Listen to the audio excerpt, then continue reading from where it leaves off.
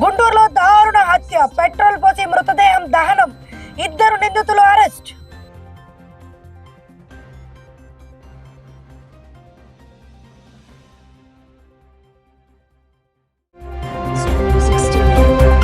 చిలకలూరిపేటలో road ప్రమాదం, ఆటోను ఢీకొన్న travel bus.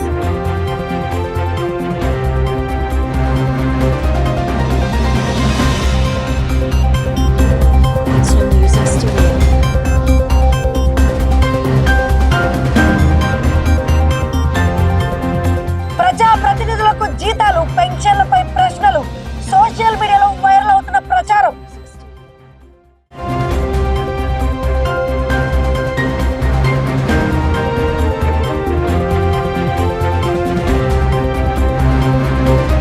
మాచర్లకు తాగునీటి ఊరట, నాగార్జున సాగర్ కుడికాలకు 2000 క్యూసెక్కుల నీరు.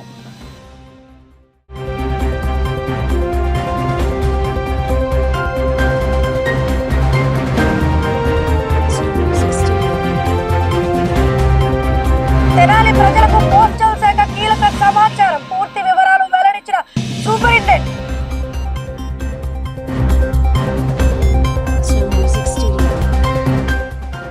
మెగా డిఎస్సిలో సత్తా చాటిన క్రోసూరు యువకుడు, ఉపాధ్యాయ ఉద్యోగం సాధించిన కామేష్.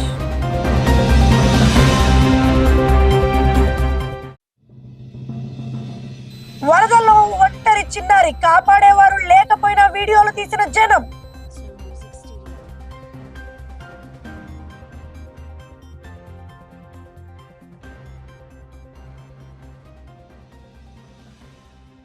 గుంటూరు నల్లపాడు పోలీస్ స్టేషన్ పరిధిలో సంచలనం సృష్టించిన హత్య కేసును పోలీసులు ఛేదించారు.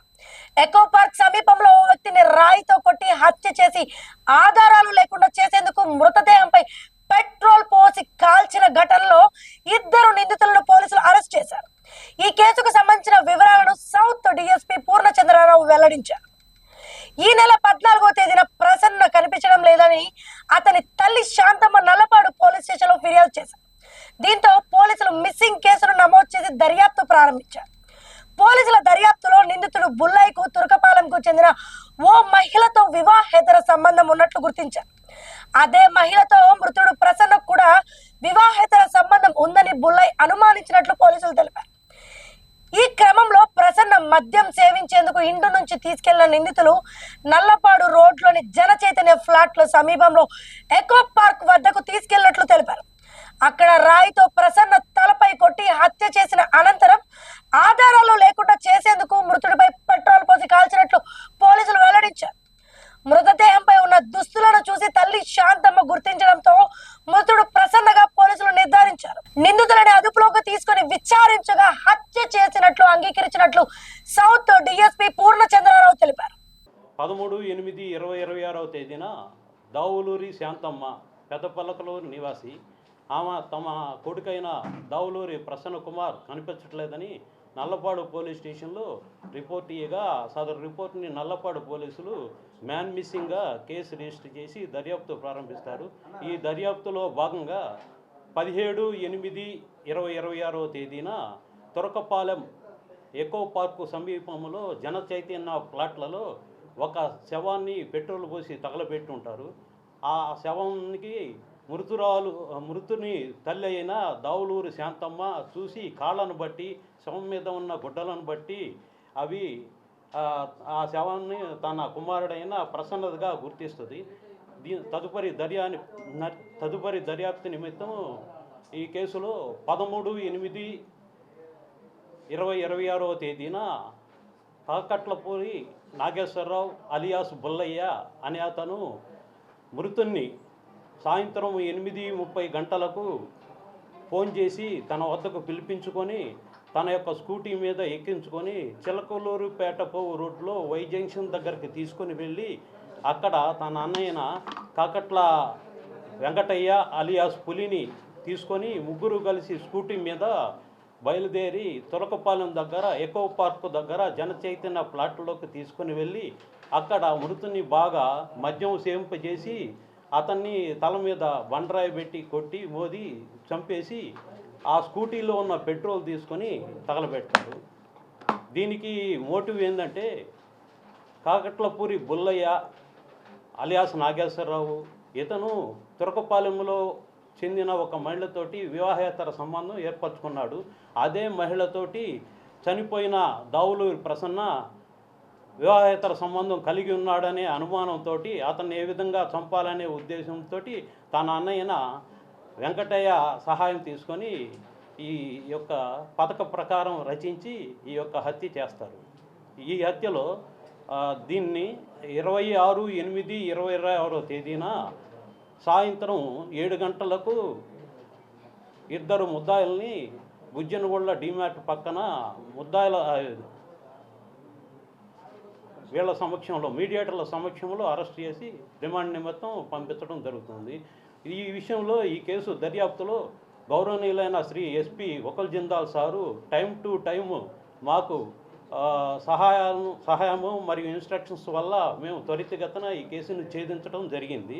ఈ కేసు ఛేదించడంలో నల్లపాడు ఎస్ఐ గారు, నల్లపాడు సిఐ గారు, తర్వాత భిక్షు, మస్తాన్ వాలి, సునీల్ కుమారు చాకచక్యంగా వ్యవహరించి ఈ కేసును డిటెక్షన్ చేయటంలో తమ వంత పాత్రని కృషి చేశారు. దీనికి ఎస్పీ గారు మరియు ఎల్డీపీ అయిన నేను వాళ్ళని అభినందిస్తున్నాను.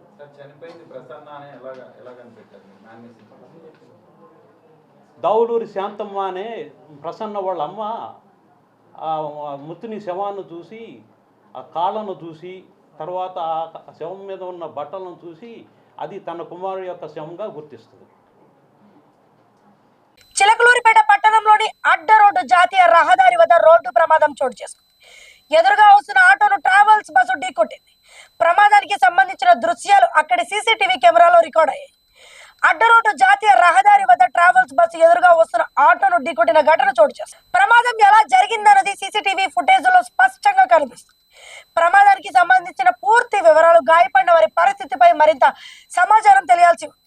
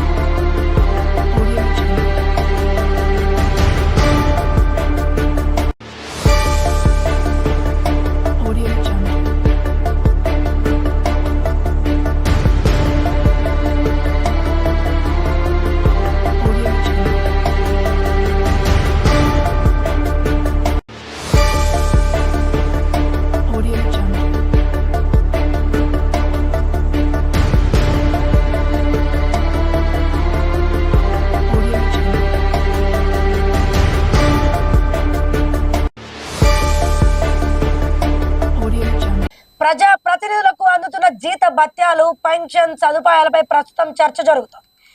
ప్రజా ప్రతినిధిగా ఎన్ని పదవి కాలాలు పనిచేస్తే అన్ని టర్మ్లకు పెన్షన్ పొందే అవకాశం ఉందంటూ ప్రచారం జరుగుతోంది. ప్రజా ప్రతినిధులు జీతాలు, పెన్షన్లు, పన్ను మినహాయింపుకు సంబంధించిన అంశాలపై సోషల్ మీడియాలో పలు ప్రశ్నలు, అభిప్రాయాలు వ్యక్తమవుతున్నాయి. 1 కంటే ఎక్కువ టర్మ్లు ప్రజా ప్రతినిధులుగా పనిచేసిన వారికి పెన్షన్ సదుపాయం ఎలా ఉంటుంది? ప్రజా ప్రతినిధులకు లభించే జీత భత్యాలు, పన్ను నిబంధనలు ఏమిటి వంటి అంశాలపై ప్రజల్లో ఆసక్తి నెలకొంది. ప్రజాధనం వినియోగం, ప్రజా ప్రతినిధులకు కల్పిస్తున్న సదుపాయాలపై పారదర్శకత ఉండాలని పలువురు అభిప్రాయపడుతున్నారు. ఈ అంశానికి సంబంధించిన ఖచ్చితమైన నిబంధనలు, ప్రస్తుత చట్టాలను ఆధారం చేసుకుని పరిశీలించాల్సిన అవసరం ఉంది. హలో ఫ్రెండ్స్, 2-3 రోజులుగా ప్రధాన స్రవంతి పత్రికల్లోనూ యూట్యూబ్ ఛానల్స్లో కూడా ఒక చర్చ మొదలైంది. అదేంటంటే రాజకీయ నాయకులు తీసుకుంటున్న డబుల్ పెన్షన్ల గురించి. ఎన్నిసార్లు ఎన్నికైతే అన్ని పెన్షన్లు తీసుకోవడానికి సంబంధించిన ఒక చర్చ నడుస్తూ ఉంది. దీనికి ప్రధానమైన కారణం WD గణేష్ అనే ఒక యువకుడు ఇట్లా డబుల్ పెన్షన్లు తీసుకోవటం సరికాదు, ఒకళ్ళకి ఒకటే పెన్షన్ ఉండాలి అని ఒక ప్రయత్నం చేస్తున్నాడు సోషల్ మీడియా ద్వారా. అతనే నిజానికి RTI నుంచి సమాచారం సేకరించి అందరి దగ్గరికి కూడా వెళ్ళాడు. మనతో కూడా ఆ సమాచారాన్ని షేర్ చేసుకున్నాడు. అతన్ని ప్రధానంగా 2 కంటెన్షన్స్, ఒకటి ఎమ్మెల్యే గాను ఎంపీ గాను పెన్షన్ తీసుకోవడం సరికాదనేది, రెండోది సూపర్ రిచ్ పీపుల్ అంటే చిరంజీవి లాంటి వాళ్ళు, అశోక్ గజపతి రాజు లాంటి వాళ్ళు, టీజీ వెంకటేష్ లాంటి వాళ్ళు, నాదెండ్ల భాస్కర్ రావు లాంటి వాళ్ళు, వీళ్ళందరూ కూడా డబుల్ ట్రిబుల్ పెన్షన్స్ తీసుకుంటున్నారు, వీళ్ళు ఒకటే తీసుకోవాలి, దీనికోసం చట్టం తీసుకురావాలి అనేది ప్రధానంగా అతని కంటెన్షన్. కానీ ఒకసారి ఈ విషయంలోకి దిగితే తీగలాగితే డొంక కదిలింది అంటారు కదా, అట్లా ఇంకా చాలా విషయాలు బయటపడ్డాయి. తవ్విన కొద్దీ చాలా ఆసక్తికరమైన విషయాలు ఉన్నాయి. అవి పంచుకోవడం కోసం నేను ఈ వీడియో చేస్తున్నాను. నిజానికి చాలా కాలంగా దీనికి సంబంధించి ఒక వివాదం నడుస్తూ ఉంది. ఎమ్మెల్యేలు ఎంపీలు తమ జీతాలని విపరీతంగా పెంచుకోవటం పట్ల ఒక్కరోజు ఎమ్మెల్యేగా కానీ ఎంపీగా కానీ పనిచేసినా కూడా జీవితం అంతా పెన్షన్ తీసుకోవటం పట్ల చాలా కాలంగా ఒక వివాదం ఉంది. అయితే ఇది ఇండియా స్పెషల్ అని చెప్తే మీరు ఆశ్చర్యపోతారు. ఎందుకంటే ప్రపంచంలో ఏ దేశంలో కూడా ఇటువంటి పరిస్థితి లేదు. ఒక్క భారతదేశంలో మాత్రమే ఒక్కరోజు ఎమ్మెల్యేగా ఎంపీగా ఉన్నప్పటికీ కూడా వాళ్లకు జీవితాంతం పెన్షన్ వస్తుంది. వాళ్ళకు మాత్రమే కాదు, వాళ్ళు చనిపోతే వాళ్ళ స్పౌస్కి కూడా జీవితాంతం ఫుల్ పెన్షన్ వస్తుంది, హాఫ్ పెన్షన్ కాదు. అంటే గవర్నమెంట్లో 35 ఏళ్ళు 40 ఏళ్ళు పనిచేస్తే రిటైర్మెంట్ తర్వాత వచ్చే పెన్షన్లో స్పౌస్ చనిపోతే మిగిలిన స్పౌస్కి హాఫ్ పెన్షన్ మాత్రమే వస్తుంది. బట్ ఇక్కడ మాత్రం ఫుల్ పెన్షన్ వస్తుంది. ఒక్క ఇండియాలో మాత్రమే ఒక్కసారి ఎన్నికైతే ఎప్పటికీ పెన్షన్ రావటం మాత్రమే కాదు, దానికి ఆ ఎమ్మెల్యేలు కానీ ఎంపీలు కానీ ఏమీ కంట్రిబ్యూషన్ చేయాల్సిన అవసరం లేదు. దీనికి సంబంధించిన డీటెయిల్స్ నేను స్క్రీన్ మీద ఇస్తాను, ఒకసారి చూడండి. సో దీని ప్రకారం కేవలం ఇండియాలో మాత్రమే ఒక్కసారి ఎంపీగా కానీ ఎమ్మెల్యే కానీ ఎన్నికైతే టర్మ్ అయిపోయిన వెంటనే ఒక్కరోజు పనిచేసినా కూడా పెన్షన్ మొదలవుతుంది. కానీ దానికోసం ఆ ఎమ్మెల్యే కానీ ఎంపీ కానీ ఏమీ కంట్రిబ్యూట్ చేయాల్సిన పని లేదు. అదే యూకే విషయానికి వస్తే వాళ్ళకి కూడా లైఫ్ టైం పెన్షన్ ఉంటుంది, కానీ వాళ్ళు తప్పనిసరిగా కంట్రిబ్యూట్ చేయాలి. అమెరికా విషయానికి వస్తే ఇట్లా ఒక్కరోజు పనిచేస్తేనే పెన్షన్ ఇచ్చే పరిస్థితి లేదు. పెన్షన్ రావాలంటే కనీసం 5 సంవత్సరాలు ప్రజాప్రతినిధిగా ఉండాలి. అంతేకాదు పెన్షన్ కూడా 62 సంవత్సరాల తర్వాత మొదలవుతుంది. అంటే వాళ్ళు యంగ్గా ఉన్నప్పుడు, యాక్టివ్గా ఉన్నప్పుడు, పాలిటిక్స్లో ఉన్నా లేకపోయినా కూడా వాళ్ళు ప్రజాప్రతినిధులు అయ్యారు కాబట్టి వెంటనే పెన్షన్ స్టార్ట్ కాదు. బట్ ఇండియాలో మాత్రం మీరు ఒక్కరోజు చేసినా సరే వెంటనే పెన్షన్ స్టార్ట్ అయిపోతుంది. బట్ అమెరికాలో వాళ్ళకి 62 ఏట వచ్చేదాకా కూడా వెయిట్ చేయాలి. కెనడాలో కూడా దాదాపు అదే పరిస్థితి. వాళ్ళైతే 65 సంవత్సరాల దాకా వెయిట్ చేయాలి. అంటే వాళ్ళకి 65 ఏళ్ళు వచ్చిన తర్వాత మాత్రమే ఈ పెన్షన్ వస్తుంది. ఈ పెన్షన్కి కూడా వాళ్ళ కంట్రిబ్యూషన్ ఉండాలి. అంటే వాళ్ళు ప్రజాప్రతినిధిగా ఉన్నప్పుడు వాళ్ళకు వచ్చిన జీతంలోంచి పెన్షన్ ఫండ్కు కంట్రిబ్యూట్ చేస్తే అది ట్యాక్స్ పేయర్స్ మనీ కలిపి వాళ్లకు పెన్షన్ వస్తుంది. ఆస్ట్రేలియా విషయానికి వస్తే వాళ్ళు మాత్రం భారతదేశానికి కొంచెం దగ్గరగా ఉన్నారు. ఒక టర్మ్ చేస్తే కూడా జీవితం అంతా పెన్షన్ వస్తుంది. కాకపోతే 2004లో ఒక అమెండ్మెంట్ తీసుకొచ్చారు. దాని ప్రకారం వాళ్ళు కూడా కంట్రిబ్యూట్ చేయాలి, చేస్తేనే వాళ్ళకి ఆ పెన్షన్ వస్తుంది. అయితే అసలు పెన్షన్ లేని దేశాలు కూడా ఉన్నాయి. స్వీడన్ లాంటి దేశంలో ఏ పెన్షన్ ఉండదు. వాళ్ళు ఆఫీస్లో ఉన్నంత వరకు మాత్రమే కాంపన్సేషన్ ఉంటుంది. ఒకసారి పదవి అయిపోయిన తర్వాత వాళ్ళు వెళ్ళి పని చేసి బతకాల్సిందే. ఈ పెన్షన్ మీద బతకడానికి లేదు. అంటే వాళ్ళు మీరు వెళ్ళి మళ్ళీ మామూలు పనులు చేసుకోండి, ఉద్యోగాలు చేసుకుని అట్లా బతకండి, కానీ ఈ ప్రజాప్రతినిధిగా కొంతకాలం పనిచేశాం కాబట్టి దీని మీద బతకడం సాధ్యం కాదని చెప్తారు. నార్వే దగ్గరికి వచ్చేసరికల్లా వాళ్ళకి కూడా పెన్షన్ ప్లాన్కి వేరే సిటిజన్స్కి ఎలాంటి యాక్సెస్ ఉంటుందో అలాంటిదే ఉంటుంది, కానీ వాళ్ళకు స్పెషల్ ప్రివిలేజెస్ ఏమీ లేవు.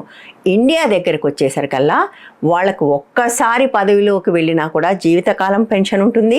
రెండోది అడిషనల్ బెనిఫిట్స్ చాలా ఉంటాయి. అంటే వాళ్ళకి జీవితం అంతా కూడా అనేక ప్రయాణాలు, హెల్త్ ఇన్సూరెన్స్ లాంటివన్నీ ఫ్రీగా ఉంటాయి. ఆఫీస్లో ఉన్నప్పుడు వాళ్ళకి ఇచ్చే రెమ్యూనరేషన్స్ ఎంత, వాళ్ళకి తర్వాత వచ్చే పెన్షన్ ఎంత, ఇది తెలుసుకోవడం కూడా చాలా ఆసక్తికరంగా ఉంటుంది. ఇందులో మాత్రం తెలంగాణ టాప్లో ఉంది. నెంబర్ 1 కాదు, నెంబర్ 2. నెంబర్ 1 ఎవరో తెలుసా? మహారాష్ట్ర. మహారాష్ట్రలో ఎమ్మెల్యేస్కి ఎలవెన్స్ కింద 2,52,000 రూపాయలు ఇస్తారు.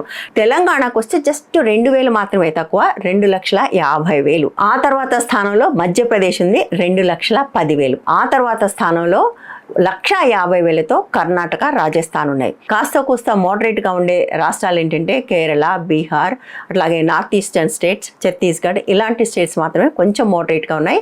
ఇక్కడ బీహార్లో 75,000 ఉంటే కేరళలో మాత్రం 70,000. అట్లాగే అయిపోయిన తర్వాత పెన్షన్ కూడా దాదాపుగా ఇదే పరిస్థితిలో ఉంది. మొత్తం దేశంలోనే హైయెస్ట్ పెన్షన్ తెలంగాణలో ఉంది. 2021లో వాళ్ళ జీతాలు పెంచుకోవడంతో పాటుగా పెన్షన్ కూడా పెంచి అప్పటి వరకు ఉన్న 30,000ను 50,000 చేశారు. అంటే ఒకసారి ఎమ్మెల్యే కానీ ఎమ్మెల్సీ కానీ అయితే 50,000 పెన్షన్ ఉంటుంది ఒక్కరోజు ఆఫీస్లో ఉన్న. నంబర్ ఆఫ్ టైమ్స్ పెరిగిన కొద్దీ దానికి డబ్బులు యాడ్ అవుతూ పోతాయి. కాకపోతే దానికి క్యాప్ మాత్రం 70,000. బట్ అదే ఆంధ్రప్రదేశ్ విషయానికి వస్తే ఇప్పటికీ కూడా అక్కడ పెన్షన్ 30,000 ఉంది. బట్ నంబర్ ఆఫ్ టైమ్స్ ప్రజాప్రతినిధిగా ఎన్నికైన కొద్దీ అది పెరుగుతూ పోతే 50,000 దాటడానికి లేదు. అన్ని విషయాల్లో తెలంగాణతో పోటీ పడి ఆంధ్ర ఈ ఒక్క విషయంలో మాత్రం ఎందుకు పోటీ పడలేదు నాకు తెలీదు. వాళ్ళు కూడా ఎప్పుడప్పుడు ఈ పని చేస్తారని నేను అనుకుంటున్నాను. ఎందుకంటే వేరే వాళ్ళకు జీతాలు పెరగాలంటే వాళ్ళు నెలల తరబడి కొట్లాడాలి, రోడ్ల మీదకి రావాలి, ఏమేమో చేయాలి. కానీ వాళ్ళకి వాళ్ళ జీతాలు పెంచుకోవడానికి అవన్నీ అవసరం లేదు కదా. కాబట్టి అట్లా విచ్చలివిడిగా జీతాలు పెంచుకోవడం అనే ఒక పద్ధతి దేశంలో అనేక రాష్ట్రాల్లో ఉంది. మామూలుగా ఒక మనిషికి ఒక పెన్షన్ అనేది ఎవరికైనా అర్థమయ్యే విషయం. కానీ ఎమ్మెల్యే ఎంపీల విషయానికి వచ్చేప్పటికల్లా ఒక మనిషికి ఒక పెన్షన్ అనేది లేదు. ఒకవేళ వాళ్ళు ఎంపీగా పనిచేస్తే ఎంపీ పెన్షన్ ఉంటుంది, దాని హయ్యర్ క్యాప్ దాకా. ఎమ్మెల్యేగా పనిచేస్తే ఎమ్మెల్యే ఆర్ ఎమ్మెల్సీగా పనిచేస్తే ఎమ్మెల్సీ ఈ పెన్షన్ ఉంటుంది. ఇవి రెండూ కాకుండా వాళ్ళు ఏదైనా గవర్నమెంట్ ఉద్యోగం చేశారనుకోండి, ఆ పెన్షన్ కూడా ఉంటుంది. నిజానికి మన దగ్గర చాలా మంది ఉన్నారు, టీచర్లుగా ఉన్నవాళ్ళు, ప్రొఫెసర్లుగా ఉన్నవాళ్ళు, ఎమ్మెల్సీస్గా ఎన్నికవుతారు కదా. గవర్నమెంట్ ఉద్యోగస్తులు కూడా ప్రభుత్వానికి దగ్గరగా ఉంటే ఎమ్మెల్సీ లేరు. మనం తెలంగాణలో కూడా అనేక మందిని చూసాం. సో వాళ్ళందరికీ కూడా ఈ ఎమ్మెల్సీ పెన్షన్ వస్తుంది, వాళ్ళు చేసిన గవర్నమెంట్ ఉద్యోగం పెన్షన్ కూడా వస్తుంది. వాళ్ళు నంబర్ ఆఫ్ టైం ఎమ్మెల్సీస్గా చేశారనుకోండి, నంబర్ ఆఫ్ టైమ్స్కి సంబంధించిన ఇంక్రీజ్డ్ పెన్షను ప్లస్ వాళ్ళ గవర్నమెంట్ పెన్షన్, 2 పెన్షన్లు కూడా వస్తాయి. సమాజంలో అన్నీ ఉండి అన్ని అవకాశాలు ఉండి చాలా కంఫర్టబుల్గా ఉండి చాలా పెద్ద పెద్ద మాటలు మాట్లాడే వాళ్ళు కూడా ఏమాత్రం సంకోచించకుండా ఈ 2 పెన్షన్లు తీసుకుంటున్నారు. వాళ్ళలో చాలా మంది మీకు నాకు తెలిసిన వాళ్ళు కూడా ఉన్నారు. అయితే అసలు పెన్షనే లేని రాష్ట్రాలు కూడా ఉన్నాయి. అందులో ఒకటి గుజరాత్. ప్రజాప్రతినిధిగా ఉన్నంత కాలం మాత్రమే రెమ్యూనరేషన్ ఉంటుంది, అయిపోయిన తర్వాత వాళ్ళకి ఎటువంటి పెన్షన్ ఉండకూడదని ఒక నిర్ణయం తీసుకున్నారు. కాబట్టి గుజరాత్లో ఒక్కచోట మాత్రమే పెన్షన్ లేవు. బట్ వేరే చోట్ల కొన్ని రాష్ట్రాల్లో పెన్షన్లు ఉన్నా కూడా అవి కేవలం పేరుకు మాత్రమే. అలాంటి వాటిలో నాగాలాండ్ అన్నిటికంటే తక్కువ పెన్షన్ 8,000 మాత్రమే వస్తుంది. 5 ఏళ్ల కంటే ఎక్కువ ఉంటే సంవత్సరానికి 500 మాత్రమే పెరుగుతుంది. అట్లాగే కేరళ పెన్షన్ కూడా మోడరేట్గా ఉంటుంది, ఎమ్మెల్యే రెమ్యూనరేషన్ లాగా. ఎమ్మెల్యే రెమ్యూనరేషన్ 70,000 ఉంటే పెన్షన్ విషయానికి వస్తే తెలంగాణలో లాగా ఒక్కరోజు చేసిన ఫుల్ పెన్షన్ కాదు. 2 ఏళ్ల కంటే తక్కువ చేస్తే 8,000 మాత్రమే వస్తుంది. అక్కడి నుంచి పెరుగుతూ మొత్తం 5 టర్మ్స్ చేస్తే మాత్రమే 20,000 వస్తుంది. ఆ తర్వాత కూడా పెరిగేదానికి సంవత్సరానికి 1,000 రూపాయలు మాత్రమే యాడ్ చేస్తారు. అక్కడ కూడా హయ్యర్ క్యాప్ 50,000 ఉంది. బట్ నాకు తెలిసి కేరళలో 50,000 పెన్షన్ తీసుకోవాలంటే వాళ్ళు కనీసం 7, 8, 9 టర్మ్లు వాళ్ళు ఎమ్మెల్యేగా పనిచేసి ఉండాలి. కానీ అదే తెలంగాణ విషయానికి వస్తే ఒకవేళ వాళ్ళు ఎంపీగా అంటే రాజ్యసభకో లేకపోతే లోక్సభకో ఎన్నికైతే దానికి ఇంకొక 31,000 పెన్షన్ వస్తుంది. అంతా కలిపి ₹1,00,000 దాకా కూడా పెన్షన్ తీసుకునే అవకాశం ఒక్క తెలంగాణలో మాత్రమే ఉంది. బహుశా ఈ నంబర్ మీరు గమనించుంటారు. లోక్సభ పెన్షన్ కేవలం 31,000 మాత్రమే. తెలంగాణ ఎమ్మెల్యే ఎమ్మెల్సీ పెన్షన్ మాత్రం 50,000 ఉంది. అంటే ఒక పార్లమెంట్ సభ్యుడి కంటే కూడా తెలంగాణలో ఎమ్మెల్యే కానీ ఎమ్మెల్సీ కానీ గెలిస్తే వచ్చే పెన్షన్ చాలా ఎక్కువ ఉంది అని అర్థం. ప్రస్తుతం భారతదేశంలో ప్రభుత్వ ఉద్యోగిగా పనిచేస్తే కూడా పెన్షన్ రావాలంటే కంపల్సరీ కంట్రిబ్యూషన్ ఉంది. కానీ ఎమ్మెల్యేలకి ఎంపీలకి అటువంటి కంట్రిబ్యూషన్ లేదు.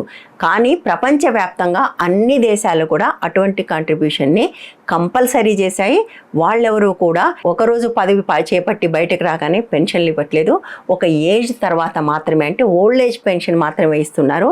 కాళ్ళు చేతులు సరిగా ఉండి వయసులో ఉన్నప్పుడు పెన్షన్లు ఇవ్వట్లేదు. కొన్ని దేశాలు అయితే అసలు ఏ రకమైన స్పెషల్ ప్రివిలేజెస్ కూడా ఇవ్వట్లేదు, వెళ్ళి పని చేసుకొని కూడా చెప్తున్నాయి. కాబట్టి ఈ అంశం చట్టంలో ఉన్న మొరాలిటీకి సంబంధించింది, మనుషుల్లో ఉన్న మొరాలిటీ కూడా సంబంధించింది. సో మన కోసం మనమే చట్టాలు చేసుకొని మనం డబ్బులు తీసుకోవడం అనేది ఎంతవరకు కరెక్ట్, మిగిలిన ప్రజలందరికీ లేని సౌకర్యాలు మాకే కావాలంటే ఎంతవరకు కరెక్ట్ అనేది మొదటి ప్రశ్న. రెండోది మనుషుల్లో మొరాలిటీ సంగతి. గణేష్ లేవనెత్తినట్టుగా రిచ్ పీపుల్ అంటే అశోక్ గజపతి రాజు లాంటి వాళ్ళు, చిరంజీవి లాంటి వాళ్ళు, టీజీ వెంకటేష్ లాంటి వాళ్ళు, అంటే వేల కోట్ల రూపాయలు ఉన్న వాళ్ళు, రిచ్ పీపుల్ కూడా పెన్షన్ల కోసం ఎందుకు కక్కుర్తి పడుతున్నారు అనేది మనం ఆలోచించక తప్పదు. కావాలంటే ఈ పెన్షన్ తీసుకోనని చెప్పే అవకాశం కూడా ఉంది. మన తెలుగు వాళ్ళు గణేష్ ఇచ్చిన సమాచారం ప్రకారం అట్లా పెన్షన్ తీసుకోకుండా దాన్ని వదులుకున్న వ్యక్తి ఒకే ఒకడు దగ్గుపాటి వెంకటేశ్వరరావు. నిజానికి ఆయన రాజ్యసభకు వెళ్ళాడు, అనేక సార్లు ఎమ్మెల్యేగా కూడా గెలిచాడు. బహుశా ఆయనకు 2 తీసుకుంటే 1,00,000 పైనే పెన్షన్ వచ్చే అవకాశం ఉంది. బట్ ఆయన అన్ని పెన్షన్లు వదులుకున్నారు. కాబట్టి ఎవరైనా వదులుకోవాలి అంటే వదులుకునే అవకాశం ఖచ్చితంగా ఉంది. గుమ్మడి నరసయ్య లాంటి వాళ్ళు, లేకపోతే త్రిపుర ముఖ్యమంత్రిగా పనిచేసిన మాణిక్ సర్కార్ లాంటి వాళ్ళు ప్రజాసేవలోనే ఉండి ఆస్తులేమీ సంపాదించుకోకుండా పనిచేశారు. కాబట్టి అలాంటి వాళ్ళు పెన్షన్ తీసుకుంటే ఒక అర్థం ఉంది, కానీ కోట్లాది రూపాయలు ఖర్చు పెట్టి ఎమ్మెల్యేలుగాను ఎంపీలుగాను గెలిచి ఆ పదవిని అడ్డం పెట్టుకుని ఇంకా వేల కోట్ల రూపాయలు సంపాదించి ఆ తర్వాత కూడా ఈ పెన్షన్కి కక్కుర్తి పడే వాళ్ళని చూసి ఏమనుకోవాలి? ఇలాంటి ప్రజాప్రతినిధులకు నిజంగానే ప్రజా సంక్షేమం వాళ్ళ మనసులో ఉంటుందని అనుకుంటున్నారా? అసలు ఈ పెన్షన్లే ఎత్తివేయాలి. అన్లెస్ తమకు ఈ పెన్షన్ లేకపోతే గడవదు అని చెప్పుకుని అప్లై చేసుకుంటే తప్ప అసలు ఈ ఎమ్మెల్యేలకి ఎంపీలకు గుజరాత్లో తీసేసినట్టుగా అందరికీ పెన్షన్లు తీసేయటం అనేది సరైందని మీకు అనిపించడం లేదా? కనీసం ఈ ఒక్క విషయంలోనైనా గుజరాత్ను అందరూ ఫాలో అవ్వాలని నేను కోరుకుంటున్నారు. అదే గుజరాత్ నుంచి వచ్చిన వ్యక్తి ప్రధానమంత్రిగా ఉన్నారు కాబట్టి పార్లమెంటు సభ్యులకైనా వర్తింపజేస్తే బాగుంటుంది. ఏమంటారు మీరు? కామెంట్స్లో చెప్పండి. ఈ వీడియో నచ్చితే లైక్ చేయండి, షేర్ చేయండి, ఛానల్ని సపోర్ట్ చేయండి. Thank you. పల్నాడు జిల్లా మాచర్ల నియోజకవర్గ ప్రజలకు తాగునీటి విషయంలో ఊరట లభించింది. నాగార్జున సాగర్ ప్రాజెక్టుకు కుడి కాలువ త్రాగునీటి అవసరాల కోసం నీటిని విడుదల చేశారు. కుడి కాలువకు మొత్తం 8 టీఎంసీల నీటిని విడుదల చేసినట్లు అధికారులు తెలిపారు. నాగార్జున సాగర్ ప్రాజెక్టుకు కుడి జల విద్యుత్ కేంద్రంలో మొదటి యూనిట్ ను ప్రాజెక్టుకు ఈ రమేష్ జన్కు అధికారులు స్విచ్ ఆన్ చేశారు. అనంతరం త్రాగునీటి అవసరాల కోసం కుడి కాలువలో 2000 క్యూసెక్కుల నీటిని విడుదల చేశారు. మొత్తం 8 టీఎంసీల నీటిని విడుదల చేసినట్లు అధికారులు వెల్లడించారు. ఈ నీటితో కుడి కాలువ పరిధిలోని చెరువులు, కుంటలు నింపుకొని ఆయా ప్రాంతాల్లో త్రాగునీటి అవసరాలకు వినియోగించుకోవాలని అధికారులు సూచించారు. నీటి విడుదలతో నాగార్జున సాగర్ కుడి జల విద్యుత్ కేంద్రంలో విద్యుత్ ఉత్పత్తి కూడా ప్రారంభమైంది. సాగర్ జలాల విడుదల కావడంతో మాచర్ల నియోజకవర్గంతో పాటు కుడి కాలువ పరిధిలో ప్రజలకు త్రాగునీటి సమస్య నుంచి ఉపశమనం లభించే అవకాశం ఉంది. చెరువులు, కుంటల్లో నీటిని నిల్వ చేసుకోవడం ద్వారా రానున్న రోజుల్లో త్రాగునీటి ఇబ్బందులను అధిగమించవచ్చని అధికారులు తెలిపారు.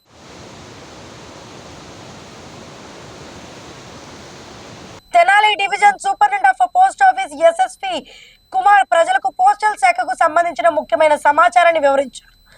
ప్రజలకు అందుబాటులో ఉన్న పోస్టల్ సేవలు, శాఖ ద్వారా అందించే సదుపాయాలపై ఆయన వివరాలు వెల్లడించారు. నేను తెనాలి పోస్టల్ సూపరింటెండెంట్, నా పేరు కుమార్ అండి.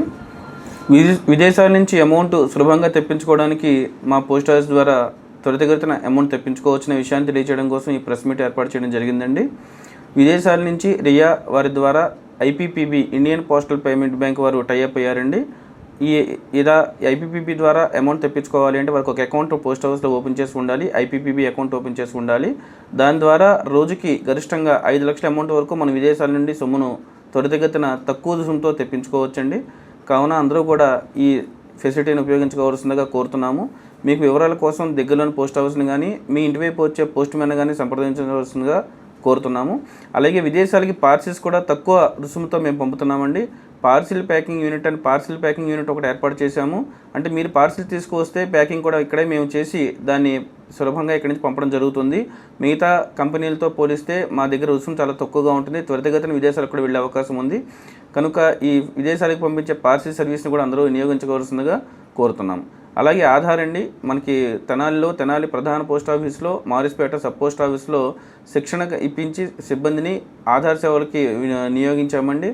కనుక పేరు మార్పు కానీ, అడ్రస్ మార్పు కానీ, చిరునామా మార్పు కానీ, ఫోన్ నెంబర్ కానీ, ఇలాంటి మార్పులు ఏమైనా కానీ, కొత్త ఆధార్ ఎన్రోల్మెంట్ కానీ ఏదైనా కూడా మీరు పోస్ట్ ఆఫీస్కి వచ్చి వేగంగా చేసుకుని వెళ్ళొచ్చు. ఈ సౌకర్యాలన్నీ కూడా ప్రజలు వినియోగించుకోవాల్సిందిగా కోరుతున్నాము. పెదకొరపాడు నియోజకవర్గం క్రోసూరు గ్రామానికి చెందిన బీసీ సోదరుడు కామేష్ మెగా డిఎస్సి ద్వారా ఉపాధ్యాయ ఉద్యోగం సాధించారు. ఈ సందర్భంగా ఆయనతో పెదకొరపాడు నియోజకవర్గ ఎమ్మెల్యే భాష్యం ప్రవీణ్ ముఖాముఖిగా మాట్లాడారు.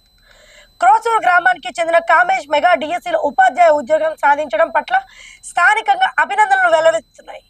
ఈ సందర్భంగా పెదకొరపాడు నియోజకవర్గ ఎమ్మెల్యే భాష్యం ప్రవీణ్ ఆయనకు ముఖాముఖి నిర్వహించారు. ఉద్యోగ సాధనకు సంబంధించిన వివరాలు, ఆయన విజయ ప్రస్థానం, డిఎస్సి అభ్యర్థులకు ఇచ్చే సూచనలు వంటి అంశాలపై కామేష్ తో ఎమ్మెల్యే మాట్లాడారు.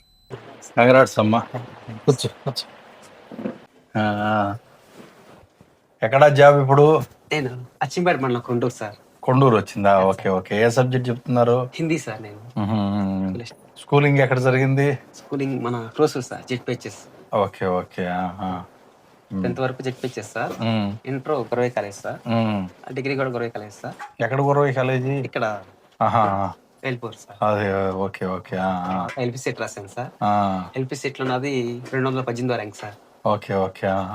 సో మంచి కాలేజ్ కోసం మౌన్గడ్ వెళ్ళాను సార్. మండల బీఈడి చేశారా సార్? HPT sir. హెచ్పిటియా? Okay okay okay. మండలి గుద్దర వస్తుంది గారు కాలేజ్ సార్ అది. అక్కడ 1 year చేశాను సార్. ఫస్ట్ అటెంప్ట్ ఇది mega DSC sir second attempt sir. Second attempt. ఇంతకుముందు ఏ ఇయర్లో అటెంప్ట్ చేశారు? 2018 అటెంప్ట్ చేశాను సార్. 18. 75 వచ్చాయి సార్. అయితే 79 కి కట్ ఆఫ్ ఉండటం వల్ల నాకు 4 మార్క్స్ మిస్ అయ్యింది. 4 మార్క్స్తో మిస్ అయ్యారు. అవును సార్. Okay okay. అప్పటి నుంచి కంటిన్యూ ప్రిపేర్ అవుతున్నారా? 18 నుంచి కూడా అంటే ఇంకా స్కూల్స్ లో జాయిన్ అయ్యాను సార్.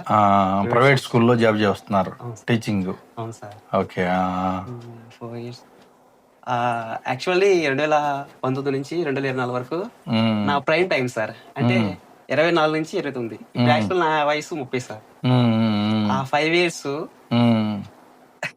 ఇంకా ఆ రోజు డిఎస్సి 2019 సెప్టెంబర్ డిఎస్సి అన్నారు, దానికోసం చూశాను. తర్వాత 22 డిఎస్సి అన్నారు, ఆదిమూల సురేష్ గారు అన్నారు. 19-24 మధ్యలో కనుక డిఎస్సి పెట్టుంటే అప్పుడే సెలెక్ట్ అయి ఉండేవాళ్ళు. అవును సార్. వాళ్ళు పెట్టలేదు సార్. మళ్ళీ మన ప్రభుత్వం కూటమి ప్రభుత్వం వచ్చినాక చంద్రబాబు నాయుడు గారు, లోకేష్ గారు ప్లాన్ చేసి ఫస్ట్ సంతకం మెగా డిఎస్సి మీదే పెట్టారు సీఎం గారు. లోకేష్ గారు దాన్ని అమలుపరిచారు తూచా తప్పకుండా.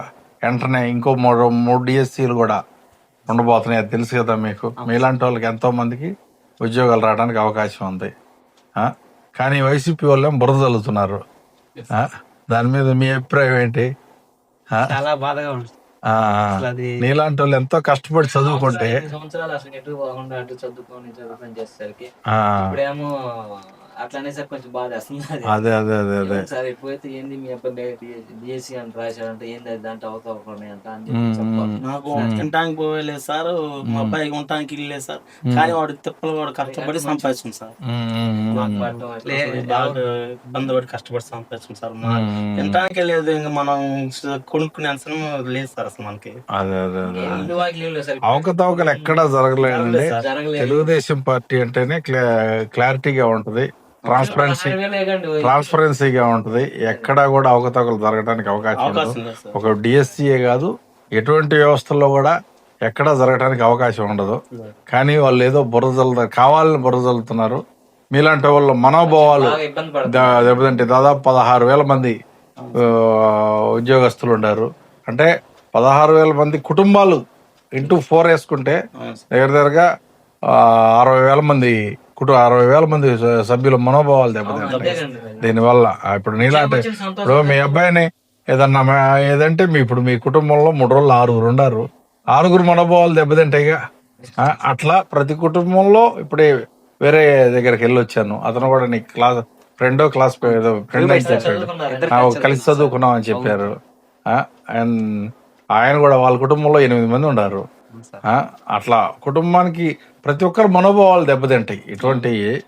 అందుకని మనోధైర్యం కలిగించడం కోసం లోకేష్ గారు మీకు అండగా ఉంటారు. మీకు మాలాంటి వాళ్ళు కూడా మీకు ఎప్పుడు మేము అండగా ఉంటాం, ఎటువంటి ఇబ్బంది లేకుండా. అదే ఎక్కడ ఇప్పుడు వాళ్ళు ఏంటంటే మేము వస్తే క్యాన్సిల్ చేస్తాం. ఏంది క్యాన్సిల్ చేసేది? ఇప్పుడు 16,000 మంది ఉద్యోగాలు ఇస్తే ఎట్లా క్యాన్సిల్ చేస్తారు వాళ్ళు? వాళ్ళకి ఆ రాజ్యాంగం సరిగ్గా తెలిసి మాట్లాడే మాటలు అవన్నీ ఎక్కడ అవకతవకలు జరగవు. మన ప్రభుత్వంలో అట్లా జరిగేది కాదు. సంతోషంగా హ్యాపీగా ఉండండి. మీరు మ్యారేజ్ అయిందా? చేసుకోలేదా ఇంకా? జాబ్ కోసం వెయిట్ చేశాడా? మీ నాన్నగారు ఏం చేసేవాడు? కళ్ళు గీసాడు సార్. లేరా ఇప్పుడు? మదర్ కూడా లేరా? ఎన్నాళ్ళు ఉంది? అమ్మగారు 2011లో పోయారు. నాన్నగారు 25 2025 జనవరిలో. నీ ఉద్యోగం రావడం చూడకుండా వెళ్ళారు పాపం. చంద్రబాబు నాయుడు వచ్చినాక అబ్బాయి అవనిగడ్డ వెళ్ళకుండా ఇక్కడే చదువుకున్నాడండి. మాటలు అంటే సార్ 7 సంవత్సరాలు సార్ తినక ఫుడ్ పడక కడుపులు లేకొచ్చి గ్యాస్ ట్రబుల్ తినడానికి కూడా సరిగా ఉండేది కదా సార్. కానీ ఉద్యోగం వస్తే మన భవిష్యత్తు మారిపోయింది, మన తర్వాత జనరేషన్స్ బాగుంటాయి. చాలా కష్టపడ్డాను సార్. అసలు అవును కష్టపడి చదివిన దానికి ఒక విలువ ఇవ్వాలి సార్. కష్టపడి వచ్చాం సార్. మేము పాపం చేసాం సార్. మా మీద సత్యం సార్. అది కరెక్టే కాదు సార్. అది చాలా తప్పు. అది విమర్శించండి కానీ మమ్మల్ని మేము లేని వాళ్ళం సార్. మా దగ్గర ఏమైనా ఉంటే మా దగ్గర ₹1 లేదు. నా దగ్గర ₹1,000 కావాలంటే నేను అన్నని అడగాలి, పెద్ద ఎవరో వాళ్ళని అడగాలి. అలాంటి పోస్ట్ అట్టకుంటాను సార్ అసలు నేను. ఇప్పుడు జాబ్ వచ్చిన తర్వాత ప్రశాంతంగా ఉంటున్నాను సార్. అదే అదే అదే అదే సార్ మీరు ఇక్కడికి వచ్చి మాట్లాడుతుంటారు, అదే అదే అదే ఇబ్బంది లేదు, కొంచెం మనకి ఒక మీకు ఆ మనోధైర్యం కోసమే మేము వచ్చాం. అదే సార్. మీకు ఎటువంటి ఇది ఉండదు, మీరు దాని గురించి సంతోషంగా ఉండండి. ఉద్యోగం వచ్చిన సంతోషం ఎట్లా ఉండారో అంతే సంతోషంగా ఉండండి. మీ తమ్ముడికి మంచి సంబంధం చూసి పెళ్లి చేయండి, ఒక ఇంట్లో చేయండి. Okay brother. ప్రస్తుతం మనం కామేష్ అనే వ్యక్తి ఇంట్లో ఉన్నాం. పెదకూరపాడు నియోజకవర్గం కోసూరు గ్రామం చెందిన వ్యక్తి. వారు 3 అన్నదమ్ములు. వారు నిరుపేద కుటుంబం నుంచి వచ్చారు. దాదాపు కొన్ని సంవత్సరాల నుంచి 2018లో అటెంప్ట్ చేసి 4 మార్కులతో సాధించలేకపోయారు తేడాతోటి. కానీ 19-24 మధ్యలో ఒకసారైనా డిఎస్సి పడిద్దేమో అనే ఆశగా ఎదురు చూశారు. కానీ వారి ఆశలని అడియాశలని 2024లో కూటమి ప్రభుత్వం రావటం, చంద్రబాబు నాయుడు గారు రావటం, నారా లోకేష్ గారి ఆధ్వర్యంలో మెగా డిఎస్సి పెట్టడం, వారి ఆశలు చిగురించినాయి. వాళ్ళు ప్రిపేర్ అయ్యి వాళ్ళ ఎగ్జామ్ రాయటం, మంచి జాబ్ పొందడం వారు చాలా సంతోషంగా భావిస్తున్నారు. వారు వాళ్ళ కుటుంబంలో వాళ్ళ 2 అన్నదమ్ములు, వాళ్ళ వదినలు కూడా ఇక్కడే ఉన్నారు. వాళ్ళందరూ కూడా చాలా సంతోషంగా హ్యాపీగా ఫీల్ అవుతున్నారు ఇతనికి ఉద్యోగం రావటం కోసం. ఇతను ఈ రోజు వరకు మ్యారేజ్ కూడా చేసుకోకుండా ఆ ఉద్యోగం కోసం పట్టువదలను విక్రమార్కులాగా ప్రయత్నం చేసి అది సాధించుకున్నందుకు వారికి కూడా అభినందనలు తెలియజేస్తూ వాళ్ళు చాలా సుఖ సంతోషాలతో ఉండాలని కోరుకుంటున్నాను. Congrats brother. ఓకే అమ్మా, ఉంటా తల్లి. వరద ఉద్రిక్తతలో చిక్కుకున్న ఓ చిన్నారి ప్రాణాల కోసం పోరాడుతున్న దృశ్యాలు కలిచివేస్తున్నాయి. టిబెట్, నేపాల్ ప్రాంతంలో వరద నీతిలో ఓ చిన్నారి ఒంటరిగా ప్రాణాల కోసం పోరాడుతున్న దృశ్యాలు ప్రస్తుతం తీవ్ర ఆవేదన కలిగిస్తూ ఉన్నాయి. చిన్నారి ఆపదలో ఉంటే చుట్టూ ఉన్న కొందరు వీడియోలు తీస్తూ ఉండటం మరింత బాధను కలిగిస్తోంది. చుట్టూ ప్రమాదకరంగా ప్రవహిస్తున్న వరద నీరు, ఆ నీటి మధ్యలో ఓ చిన్నారి ప్రాణాలను కాపాడుకునేందుకు తీవ్రంగా ప్రయత్నిస్తున్న దృశ్యం కలిచివేస్తోంది. అంతటి ప్రమాదకర పరిస్థితుల్లోనూ చుట్టూ ఉన్నవారు మొబైల్ ఫోన్లో వీడియోలు తీస్తున్న దృశ్యాలు ఆందోళన కలిగిస్తున్నాయి. చిన్నారిని రక్షించేందుకు ఎవరైనా ముందుకు వచ్చారా అనే ప్రశ్నలు తలెత్తుతున్నాయి. మొబైల్ కెమెరాను ఆన్ చేయడానికి చేతులు ముందుకు వచ్చాయి, కానీ ఆపదలో ఉన్న ఓ చిన్నారి ప్రాణాలు కాపాడేందుకు అదే చేతులు ఎందుకు ముందుకు రాలేదన్న ప్రశ్న ఇప్పుడు అందరినీ ఆలోచింపజేస్తుంది. విపత్తు సమయంలో మనిషిలోని మానవత్వమే అసలైన పరీక్ష. ఈ వీడియో కొంతకాలం మన జ్ఞాపకాల్లో ఉండొచ్చు, కానీ ఓ ప్రాణాలని కాపాడితే అది ఒక జీవితాన్ని నిలబెట్టిన గొప్ప మానవత్వం అవుతుంది. ఈ ఘటన మనందరికీ ఓ సందేశం ఇస్తుంది. ఆపదలో ఉన్న వారిని వీడియో తీయడం కంటే ముందుగా వారికి సాయం చేయడం ముఖ్యం.